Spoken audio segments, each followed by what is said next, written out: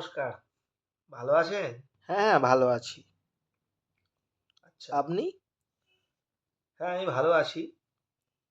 তো আমাকে যেমন দেখছেন, আমি সরাসরি কাজের কথায় চলে আসছি। হ্যাঁ, হ্যাঁ, বলুন। মানে আমাকে যেমন দেখছেন, আচ্ছা। আমার ছেলেও কিন্তু একই রকম। বাহ! বাহ! দেখে তো পছন্দ হবেই। আমাকেও দেখতে তো ভালো নাকি? হ্যাঁ, সে তো যাই হোক, অবশ্যই। হ্যাঁ? তো ছেলে কি করে এখন? ছেলে এখন হচ্ছে এমবিবিএস করছে। বাহ! বাহ! মানে বুঝতে পারছেন? ডাক্তারি ব্যাপার তো।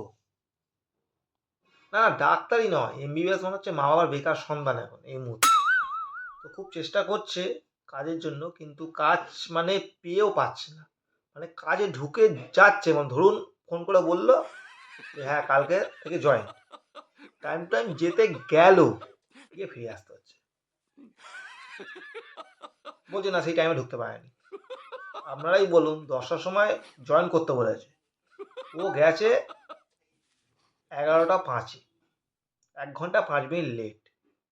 ব্যাস একটু টাইম টেবিলের সমস্যা আছে আমার ছেলে সেটা আপনার মেয়ে বিয়ে শাদী করলে ঠিকঠাক হয়ে যাবে সে অসুবিধা কোনো কিছু নেই যাই হোক আর হচ্ছে ছেলেটা খুব চেষ্টা করছে কাজের জন্য কারণ মাধ্যমিক ফেল বুঝতে পেরেছেন তো সেইভাবে জব পাচ্ছে না তাই আমি ঠিক করেছি যে টাকা পয়সা জোগাড় করে মানে যৌতুক যেটা দেবেন আর কি আপনারা সেটা নিয়ে একটা ওকে আমি পান বিড়ি সিগারেটের দোকান করে দেবো।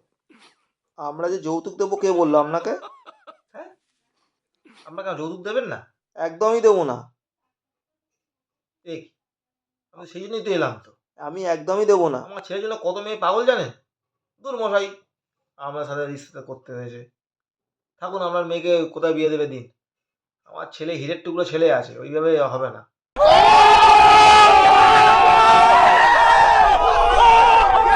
যৌতুকের জন্য এই ছিলাম আমি। হ্যাঁ, আপনি ওই নিয়ে বসে থাকুন, আপনি এখন আসুন। দেখবো দেখবো আমিও দেখবো। হ্যাঁ, আপনি আসুন।